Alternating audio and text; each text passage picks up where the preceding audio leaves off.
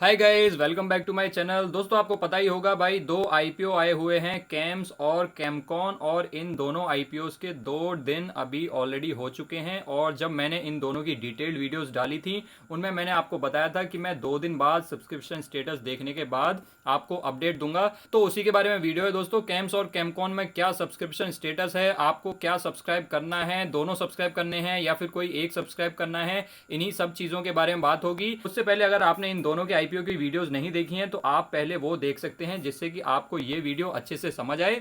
सबसे पहले बात करते हैं दोस्तों कैम्स के बारे में। कैम्स का मैं आपको शॉर्ट में बता देता हूं। कैम्स क्या करता है भाई, कैम्स म्यूचुअल फंड्स का जो बैक ऑफिस वाला काम होता है, बैकएंड वाला काम होता है, जो भी ट्रांजैक्शन से रिलेटेड काम होता है, जो भी रिकॉर्ड रखने वाली चीजें होती हैं, ये सारा काम कैम्स करता है म्यूचुअल फंड्स के लिए। और टॉप 5 म्यूचुअल फंड्स में से 4 म्यूचुअल फंड्स कैम्स के क्लाइंट्स हैं। तो ये सारी चीजें मैंने कैम्स के आईपीओ की वीडियो में कवर कर रखी हैं, आप जाके वो देख सकते हैं। अगर आपको डिटेल में जानना है तो मैंने आपको मोटा मोटा बता दिया है कैम्स क्या करता है। अब इसके बारे में एक दो पॉइंट्स देख लेते हैं दोस्तों। तो कैम्स का आपको पता ही है भाई, डुओपोली है कैम्स की और एक कार्वी की, जिसमें से 70% मार्केट शेयर कैम्स के पास है। तो ये बहुत ही अच्छी चीज है कैम्स के बारे में। दूसरा, मैंने आपको बताया कि भाई 5 म्यूचुअल फंड्स में से, टॉप 5 म्यूचुअल फंड्स में से 4 म्यूचुअल फंड्स कैम्स के क्लाइंट्स हैं। तो ये भी बहुत ही अच्छी चीज है कैम्स के बारे में।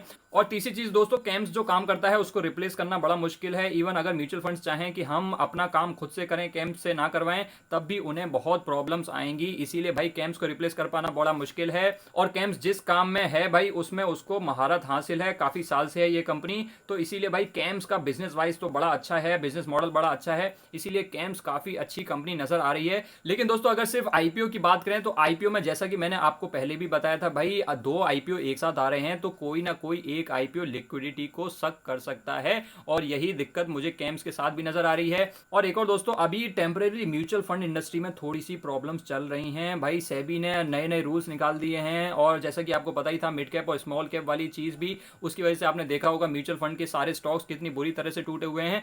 तो टेम्परेरी मुझे म्यूचुअल फंड इंडस्ट्री में थोड़ी सी प्रॉब्लम नजर आ रही है। और अगर म्यूचुअल फंड इंडस्ट्री में प्रॉब्लम होगी तो ये प्रॉब्लम कैम्स को भी जाएगी भाई। कैम्स का सीधा सीधा बिजनेस म्यूचुअल फंड से रिलेटेड है। म्यूचुअल फंड्स में दिक्कत आएगी, कैम्स को दिक्कत आएगी। इसीलिए मुझे ये जो आईपीओ जिस टाइम पे आ रहा है उसमें थोड़ी सी प्रॉब्लम नजर आ रही है। अदरवाइज कंपनी में कोई प्रॉब्लम नजर नहीं आ रही है। अगर आप सब्सक्रिप्शन स्टेटस की बात करें, अगर सब्सक्रिप्शन स्टेटस की बात करें तो ये आप सब्सक्रिप्शन देख सकते हैं। ये आपका टोटल सब्सक्रिप्शन हो गया है इसका 1.93x। और अगर एम्प्लॉय कोटा की बात करें तो वो हो गया है 0.52। अगर आरआईआईज की बात करें, रिटेल इन्वेस्टर की बात करें तो 2.91x। अगर नॉन इंस्टीट्यूशनल इन्वेस्टर्स की बात करें वो हुआ है 1.22x। और क्यूआईबीज की बात करें तो वो हुआ है 0.83x। तो सब्सक्रिप्शन उतना अच्छा नहीं आया है जितना भाई कैमकॉन का आया है। उसके बारे में भी हम आगे बात करेंगे। लेकिन दोस्तों, मुझे ऐसा लगता है कि कल इसका लास्ट दिन है, उसमें ये क्यूआईबी भी ओवर सब्सक्राइब हो जाएगा और बाकी सब तो ओवर सब्सक्राइब्ड है ही। और ये एम्प्लॉय कोटा भी ओवर सब्सक्राइब हो जाएगा मोस्ट प्रोबेबली। तो ओवर सब्सक्राइब तो ये होगा, लेकिन कितना ओवर सब्सक्राइब होगा ये देखने वाली बात होगी। अब दोस्तों, इसके बाद मैं बात करूंगा कैमकॉन की और उसके बाद फिर दोनों को कंपेयर करेंगे।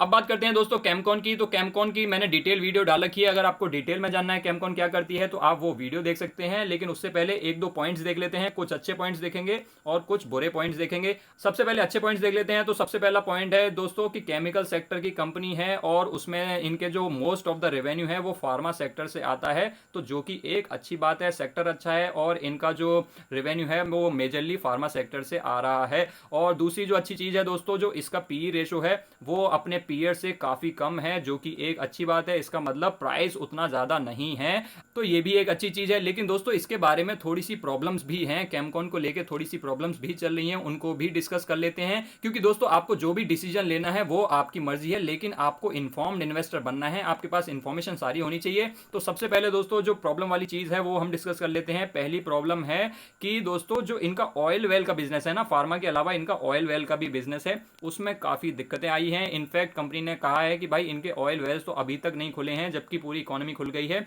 ऑयल वेल्स अभी तक नहीं खुल पाए हैं। तो ये एक चिंता का विषय है। दूसरी जो दिक्कत है दोस्तों वो है कि जो इनके क्लाइंट्स का जो रेवेन्यू है ना, वो बहुत ज्यादा कंसंट्रेशन है। टॉप 4-5 क्लाइंट से इनका 59% रेवेन्यू आता है। तो ये एक चिंता का विषय है, क्योंकि उसमें से अगर एक दो क्लाइंट्स भी निकल जाते हैं तो इनका रेवेन्यू बहुत ही ज्यादा इंपैक्ट हो सकता है। तो ये भी एक चिंता का विषय है।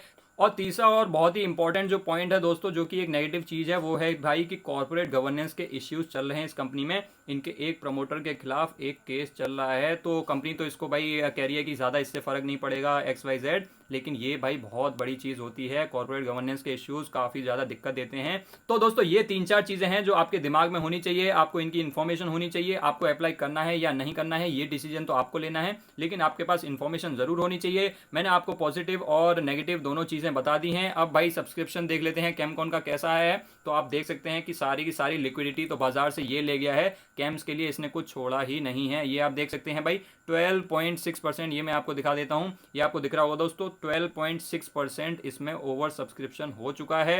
अगर आप कैटेगरी वाइज बात करेंगे तो रिटेल में तो बहुत ज़्यादा 22 टाइम्स हो गया है। अगर नॉन इंस्टीट्यूशनल इन्वेस्टर में देखेंगे आप तो 3.5 टाइम्स हो गया है, और QIBs ने भी इसको ओवर सब्सक्राइब कर लिया है 1.37 टाइम्स। और दोस्तों अभी तो 2 ही दिन हुए हैं, कल इसमें और भी ज़्यादा आपको दिखेगा ओवर सब्सक्रिप्शन। तो सब्सक्रिप्शन वाइज अगर आप देखें तो भाई कैमकॉन में तो आपको बहुत ज़्यादा ओवर सब्सक्रिप्शन नज़र आ रहा है। अब आप मेरे को बताइए भाई, एक जगह पैसा लगेगा तो दूसरी जगह पैसा कहाँ से आएगा? इसके बाद एंजल ब्रोकिंग का भी IPO आ रहा है, तो अब बताइए लोगों के पास उसके लिए पैसा बचेगा कि नहीं बचेगा?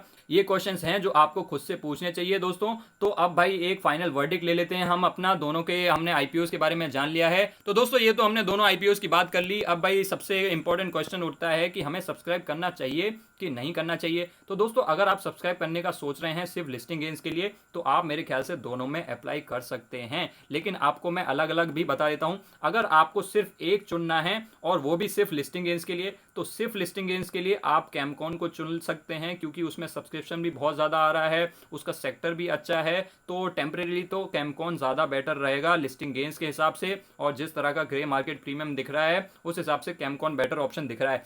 लेकिन अगर आप दोनों में लगा सकते हैं तो दोनों में लगा सकते हैं। लेकिन अगर आपको ऐसे कंपनी में इन्वेस्ट करना है जिसको आप लॉन्ग टर्म के लिए भी होल्ड कर सकें, तो उसके लिए मेरे ख्याल से कैम्स ज़्यादा बेटर ऑप्शन रहेगा। और मैं गलत भी हो सकता हूं, लेकिन मेरे ख्याल से कैम्स ज़्यादा बेटर ऑप्शन रहेगा, क्योंकि भाई इनकी डुओपोली है, 70% मार्केट शेयर है, और म्यूचुअल फंड इंडस्ट्री में काम करता है, जो कि इंडस्ट्री चलती ही रहेगी और पहले से भी चलती आई है। तो कैमकॉन में तो आपको पता ही है भाई कॉर्पोरेट गवर्नेंस के इश्यूज चल रहे हैं, इनके जो रेवेन्यूज हैं, जो क्लाइंट्स हैं वो कॉन्सेंट्रेटेड हैं। तो कुछ प्रॉब्लम्स कैमकॉन में नजर आ रही हैं जो कि कैम्स में एज सच नहीं नजर आ रही हैं। तो लॉन्ग टर्म के लिए कैम्स और भाई लिस्टिंग गेन्स के लिए कैमकॉन, और अगर आपको लिस्टिंग गेन्स ही चाहिए तो आप दोनों में भी अप्लाई कर सकते हैं। मैं तो एटलीस्ट दोनों में अप्लाई करने वाला हूं। आई होप दोस्तों आपको वीडियो पसंद आई होगी और थोड़ी सी क्लैरिटी मिली होगी IPOs के बारे में। अगर आपको वीडियो पसंद आई हो तो वीडियो को लाइक कर देना, और अगर आप चैनल पे नए हैं तो चैनल को सब्सक्राइब कर सकते हैं। बाकी ज्वाइन बटन को क्लिक करके मेंबरशिप्स को एक्सप्लोर भी कर सकते हैं। Thanks for watching guys, I will see you next time.